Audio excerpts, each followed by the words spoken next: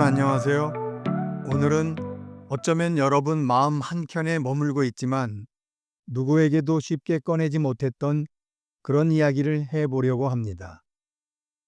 은퇴 후 찾아오는 허전함 혹은 외로움 그리고 설명하기 힘든 무기력함 혹시 여러분도 느껴보신 적 있으신가요?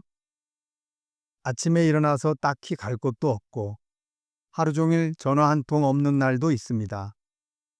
분주했던 손발은 멈추었고 익숙했던 역할은 사라졌습니다. 문득 이런 생각이 들죠. 내가 갈 곳은 어디? 누군가 날 필요로 하긴 할까? 그렇게 활기를 잃은 생활이 이어지던 어느 날 깊이를 알 수 없는 불안감이 엄습해 옵니다. 나 지금 별일 없는 거야? 그냥 외로운 건가? 아니면 무언가 더 심각한 문제가 있는 건 아니야? 은퇴는 단지 직장에서 물러나는 것만이 아닙니다. 한 시대의 끝이자 나라는 개인의 역할과 일상의 리듬이 송두리째 바뀌는 인생의 전환점입니다. 30년, 40년 동안 아침마다 일어나 출근을 하며 무언가를 해낸 사람으로 살아왔는데 어느 날 그 모든 것이 멈추었을 때 우리는 스스로를 어떻게 바라보게 될까요? 많은 분들이 나는 이제 쓸모 없어진 걸 거야 라며 한숨을 내쉽니다. 이 말 속에는 단지 일의 상실뿐만이 아니라 존재 의미의 붕괴가 담겨 있습니다. 그래서 은퇴 후의 우울감은 단순히 시간이 많아서 심심한 게 아니라 존재의 중심이 흔들리는 깊은 심리적 진동에서 오는 것입니다. 흥미로운 건 겉으로는 아무 문제가 없어 보이는 사람들에게서도 이런 우울감이 자주 나타난다는 사실입니다. 경제적으로도 안정되어 있고 가족과도 잘 지내고 건강에도 큰 이상이 없는 분들인데도 말이죠. 왜 그럴까요? 그건 우리 삶이 너무 오랫동안 일 중심으로 구성돼 있었기 때문입니다. 그동안의 나는 누구였나요? 부장님, 대표님, 아빠 혹은 남편, 전부 무언가를 해내는 존재였죠. 그런데 은퇴 이후 그 역할들이 사라지면서 나는 누구인가라는 질문 앞에 서게 됩니다. 문제는 이런 감정들이 사람을 고립시키기 시작한다는 것이죠. 매일 울리던 전화벨이 멈추고 괜히 모임에 나가는 게 꺼려지고 차츰차츰 연락이 뜸해지는 옛 동료들. 사회적 소속감이 줄어들수록 그들은 점점 자신을 사회에서 밀려난 사람이라고 인식합니다. 그리고 이런 감정은 결국 무기력과 우울감으로 연결되기 쉬워요. 특히 한국 베이비 부머 세대 남성의 경우 감정을 말로 표현하는 훈련이 되어 있지 않기 때문에 이 감정이 몸으로 드러나기도 하는데 이런 시기에 발생하는 두통이나 피로, 소화불량, 가슴 두근거림 같은 신체적 증상은 은퇴성 우울증의 신호로 의심해 볼 수 있습니다. 최근까지 자영업자였던 한 은퇴자의 경험담을 잠깐 들어볼까요? 모든 게 한순간에 무너진다는 게 이런 거구나. 수십 년 동안 기를 쓰고 이루어온 걸 한꺼번에 부정당하는 느낌이었어요. 얼마 동안은 억울하기도 하고 그래서인지 가끔씩 가슴이 벌렁거리고 밤에 자다가 열이 올라 깨느라 밤잠을 설치기도 했고요.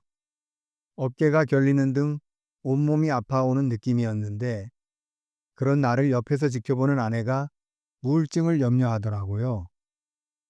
우울증상 중에 온몸이 아파오는 경우가 있다고요. 우리 사회는 아직 은퇴한 이들을 위한 건강한 대화 공간이나 감정을 편안하게 나눌 수 있는 쉼터가 충분하게 마련되어 있지 않습니다. 그 결과 많은 이들이 마음의 짐을 혼자 감당하거나 가장 가까운 배우자에게만 의지하는 경향이 있어요. 하지만 은퇴 후 겪는 심리적, 정신적 불안정은 결코 개인이나 가족만의 몫으로 돌려서는 안 되는 문제입니다. 이제는 우리 사회 전체가 함께 관심을 갖고 은퇴한 이들이 감정에 귀 기울이며 그들이 고립되지 않도록 다양한 정책을 마련해야 할 때입니다. 물론 모든 우울감이 질병은 아닙니다. 은퇴 후 3개월에서 6개월 정도는 누구든지 우울감이나 불안감을 느낄 수 있어요.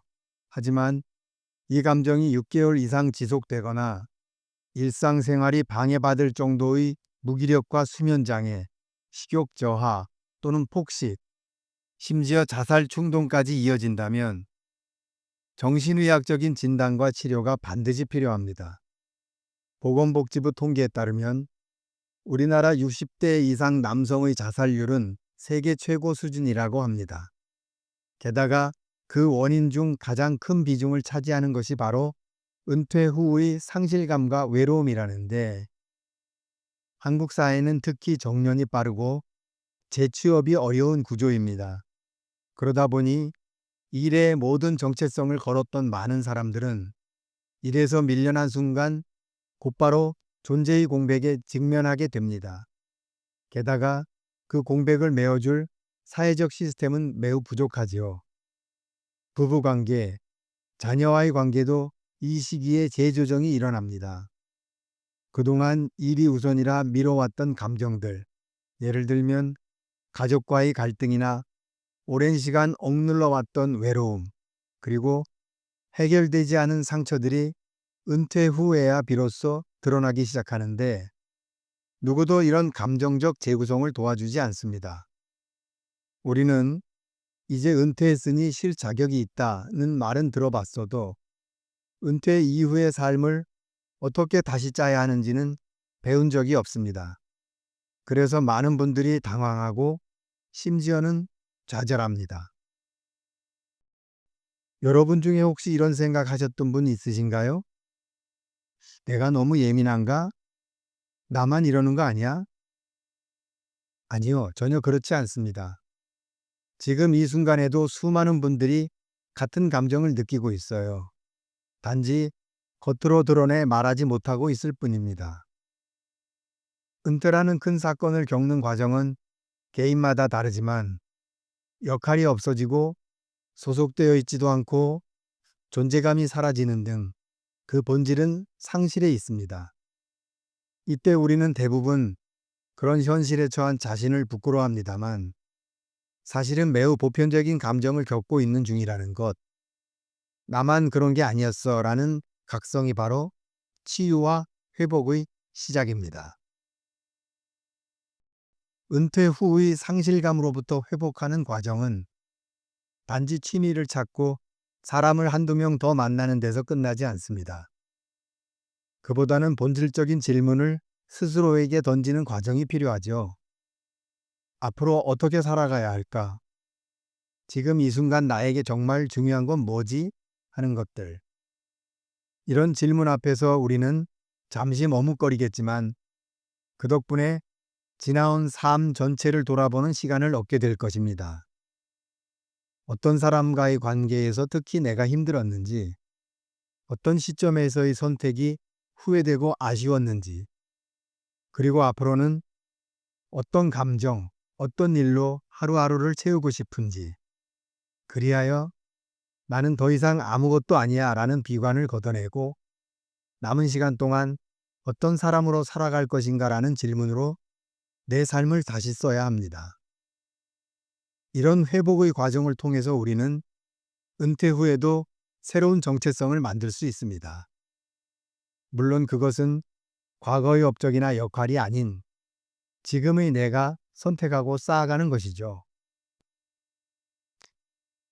은퇴 후 삶이 허전해지는 가장 큰 이유는 단절 때문입니다.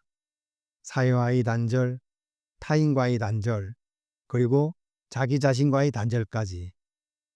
그런데 이 끊어진 관계를 다시 잇는 방법은 거창한 데 있지 않습니다. 일상에서 바로 해답을 찾을 수 있어요. 삶의 구조화, 즉 스스로의 삶에 다시 질서를 부여하고 매일을 하나의 의미 있는 흐름으로 엮는 것이지요. 일터에서의 규칙이 사라진 이후 하루를 무의미하게 지내다 보면 감정이 더욱 가라앉기 쉬운데 이럴 때 필요한 것이 루틴입니다.